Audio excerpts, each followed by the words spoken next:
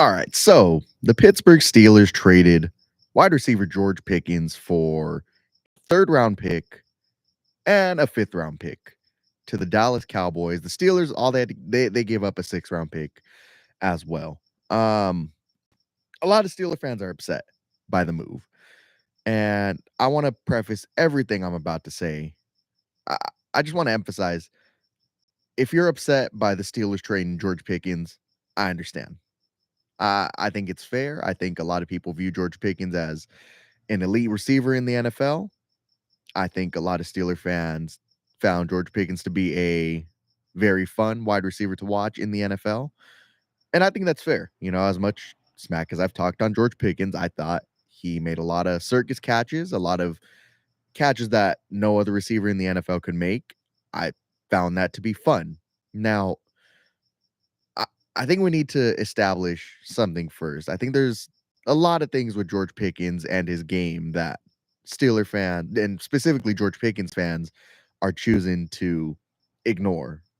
First of all, I think a lot of George Pickens fans they like to blame his quarterbacks for why George Pickens acted the way he does. And I just want to say I don't think that's fair. I don't think that's fair to guys like Kenny Pickett. I don't think that's fair to guys like Justin Fields. I don't think that's fair to guys like Russell Wilson. I, I don't think it's fair as a human to blame other people for the way one man acts. That's just not fair. That's not right. That's not cool. I believe in accountability. If a guy does something wrong, you gotta hold him accountable to that. Right. I think it's super short sighted to boil it down to George Pickens acted the way he does because his quarterbacks are terrible. You can't blame other people for the way you act. That's just not right. You do something wrong, you got to get held accountable for it. It doesn't matter how many good things you do. Okay. You can't act the way you do because you feel like you're a good enough player to act the way you do and allow people to blame others for your actions. I'm sure George Pickens loved when the fans would blame the quarterbacks. I mean, you see that based on his Instagram likes. He likes a bunch of posts saying that, the Steelers didn't give him any good quarterbacks. And let's be clear, they didn't give him very many good quarterbacks, if at all. But you can't excuse the actions George Pickens committed because he had bad quarterback play. And I've compiled a list of several different reasons, several actual reasons why George Pickens was traded to the Dallas Cowboys. All right. First things first, I think this is the biggest one. It's his effort. It's his effort. Oh, Devin, I know what plays you're talking about. George Pickens took those plays off. He jogged those routes because he wasn't part of the ball was never going to come to him. Doesn't matter. It just doesn't matter. So there's too many examples of George Pickens just taking plays off. Plays where he's not even designed to get the ball, but the plan is for him to be a clear route, for example. Uh as an example, there was one play versus I think it was the Cowboys game early in the year.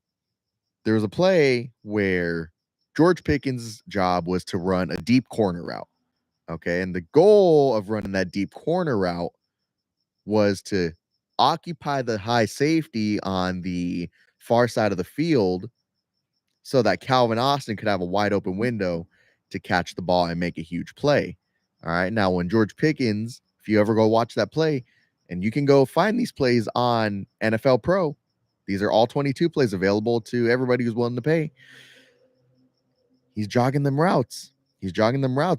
Calvin Austin couldn't make the play because there was a safety in the area. Justin Fields decided not to throw there. There's too many examples on tape of George Pickens' lack of effort on the field. And that's just not okay. That's something that pisses coaches off.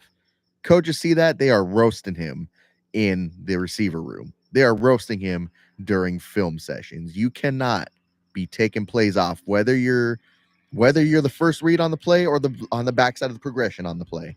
You cannot be taking plays off. You're going to get moved for that. And we saw that happen just now. He got traded for a third round pick because of that.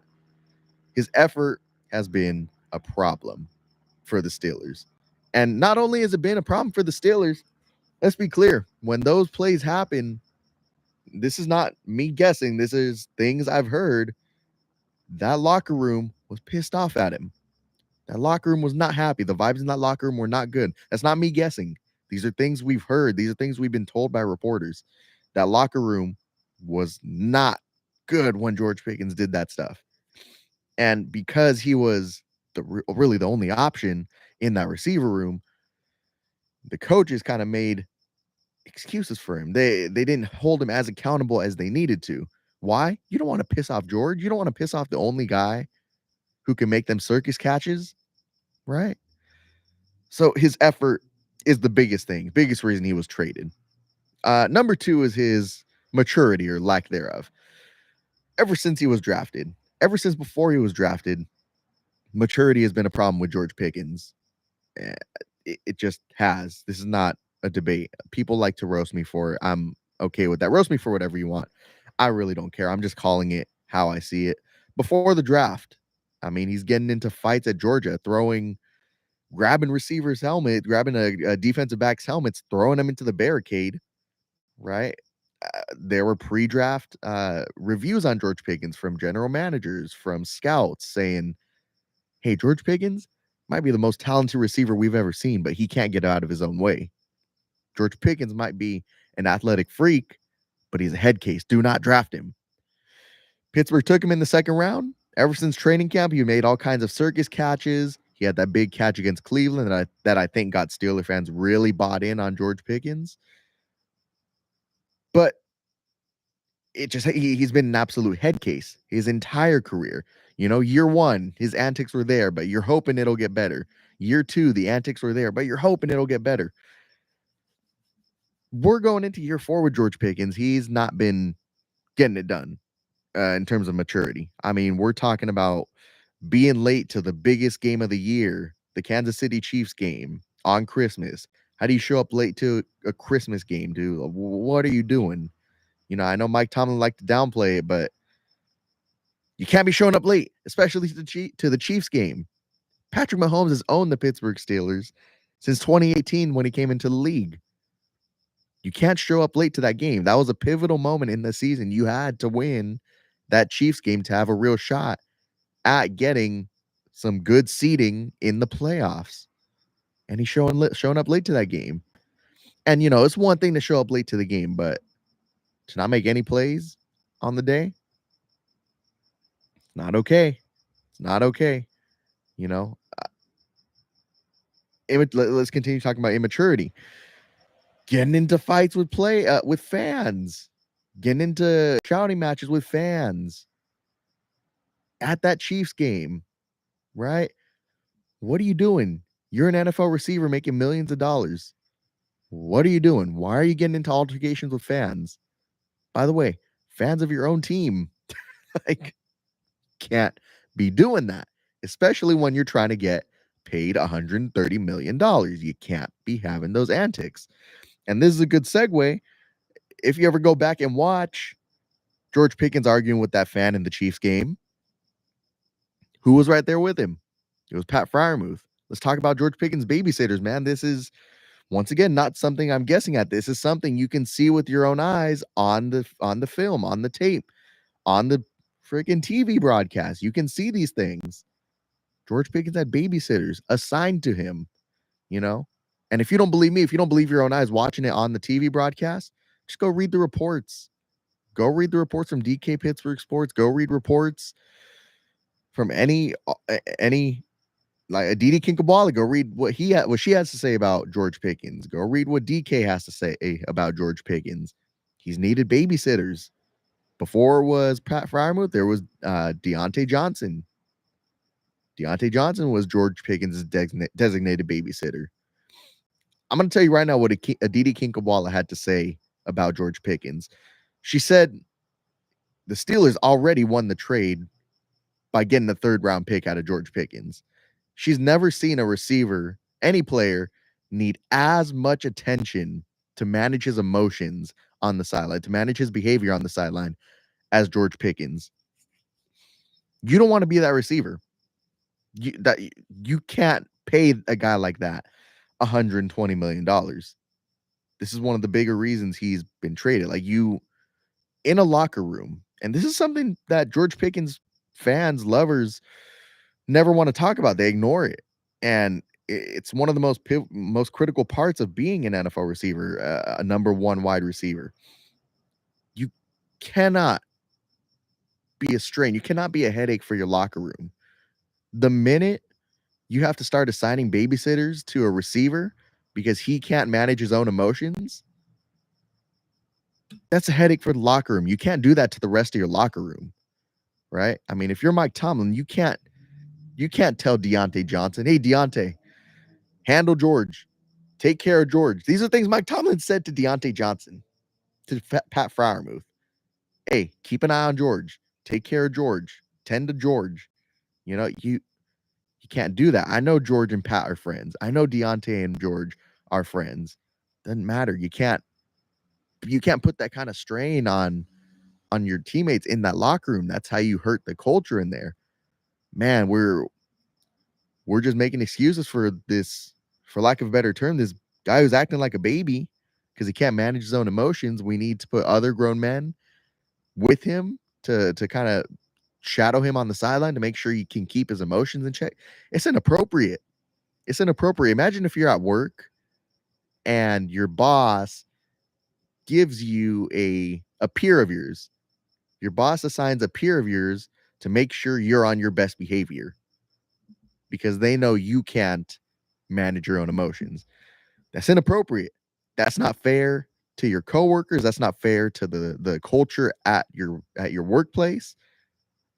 The second you need babysitters, shoot, man, if you can't manage your own emotions, like genuinely, I say this with respect. I've said this before, I'll say it again. I think George Pickens needs to see a specialist, needs to see a therapist to learn how to manage his own emotions. I say this lovingly, right? Like, it's sad. It's sad. When George Pickens was a sophomore in the league, I've said, I've tried to empathize with George Pickens. I've tried to see where he's coming from. Hey, I'm the same age as George. Maybe he's just being a 22-year-old at the time. Maybe he'll get better as a person. Maybe he'll improve his maturity. I certainly have. George has not. And that's one thing that I was wrong about him. I thought he was going to mature as the years go on in Pittsburgh. I didn't think it was going to get worse, and it certainly got worse. Now, the Steelers were never going to reward this behavior with the $120 million contract. It just wasn't going to happen, right? The Steelers already don't pay their receivers. They already know the best times to move off of a receiver. They let go of Antonio Brown. They let go of Martavis Bryant. They let go of Chase Claypool. And now they've let go of George Pickens. They already don't pay receivers, let alone paying him $120 million. They weren't going to pay George Pickens $120 million. You can't reward that behavior. You can't see everything I've just listed, his effort issues, his maturity issues. He's needed a babysitter. He's hurt in the locker room. You can't reward that behavior with $120 million, which is what the number was going to look like for a George Pickens extension. Once you realize you're not going to hang on to a receiver for the next 4 years, once you realize a player is not in your long-term plans, you're much better off by trading him. You're much better off trading him. Just look at the math. You either get George Pickens on one last year of his rookie deal, or you trade him for a third-round pick, and you draft that third-round pick, whoever that player may be, and he's around for the next 4 years. You already got more out of that than you were going to get with George in the next year. All right. By the way, all these issues with George Pickens, you would think he's putting up the numbers and the field production to warrant this behavior. No, he was not by a mile. I know a lot of George Pickens lovers like to hype him up like he's a top dog in this league. I'm going to tell you right now, no, he wasn't. He just was not. Look at Justin Jefferson. You knew from day one, you knew from year one, This is a guy that is a number one true outside threat at wide receiver. He can do everything you need him to do. You look at Jamar Chase from day one, from year one. This is a true number one X outside wide receiver. He can do everything you need him to do. George Pickens is not in that conversation. Firmly, he is not in that conversation. George Pickens, he does not have a fully developed route tree. He had, I believe, one catch in the middle of the field last year, mostly because he was not putting in all the effort he needs on those in-breaking routes. He does not, and he's not in that conversation as the actual top dogs in the league. I know Pickens fans like to put him in that conversation. He's not. He's just not. I mean, we just saw that. Even the Steelers believe he's not that, right? They said, we'd rather have DK Metcalf because he can do everything we want him to do. George isn't doing everything we want him to do with his full effort. So, a lot of fans, they like to talk about, they like to stress, hey, man, we never got to see the duo of DK Metcalf and George Pickens. Honestly, I don't look at it that way. I was never convinced George was going to be here in 2025 until we finished up training camp and he was still on the team. I just wasn't convinced he was going to be here. I never really saw him in the plans. I was intrigued. I'd be lying if I said I wasn't intrigued by the idea of George being here in 2025. I kind of wanted to see that too. But the way I've been looking at it is, hey, the Steelers went from George Pickens and a bunch of guys in the receiver room to DK Metcalf and a bunch of guys in the receiver room.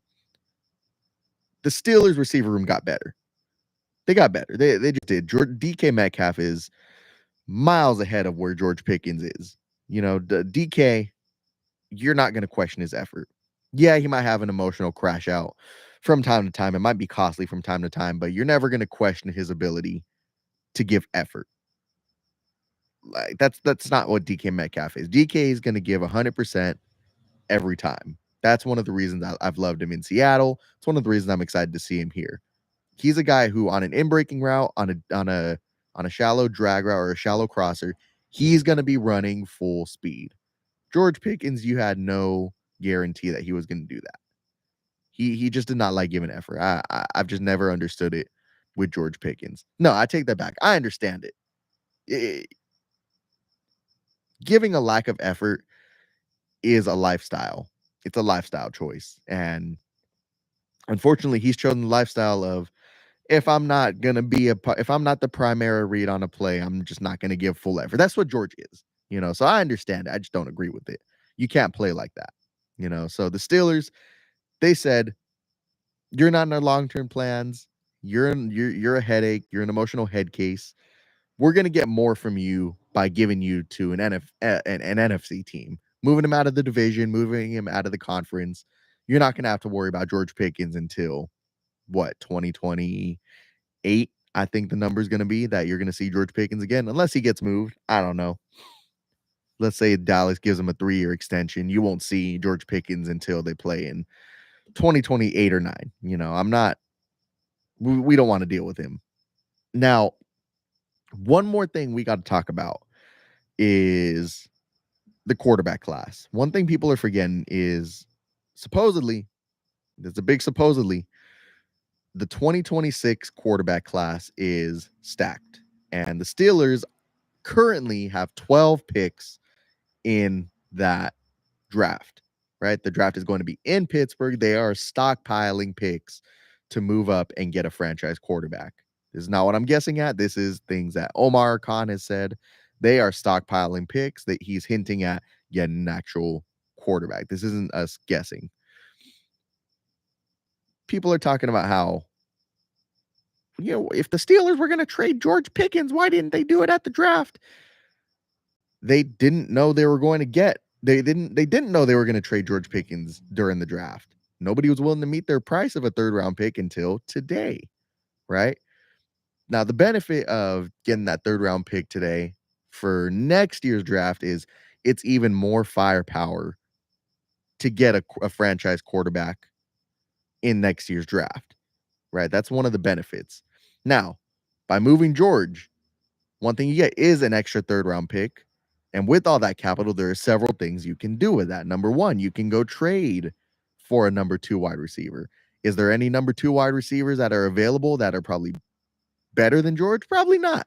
But what you're getting is a wide receiver who can come in, he's reliable, he's going to give his effort on those plays, and that's already a step above George Pickens. They're probably not as talented as George Pickens, but they might give you more production than George Pickens would have given you in 2025. Now, my personal beef with George Pickens, and one of the reasons I wanted him gone, about a year ago, about 2 years ago, I released a video telling the life story of George Pickens, a positive video, trying to empathize with him as much as I can, try to give him as much sympathy as I could. It was my biggest video on my YouTube channel. It was a major accomplishment for me as a content creator.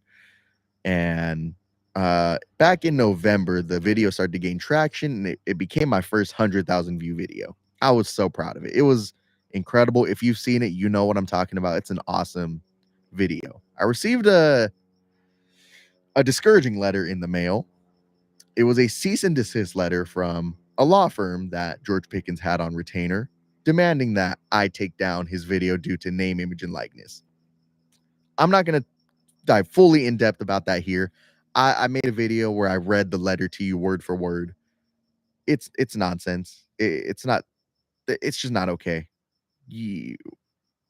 People, you can say George Pickens didn't send that letter. It was his law firm, but that's not the problem here. The problem here is I have a problem with who he does business with, specifically that law firm.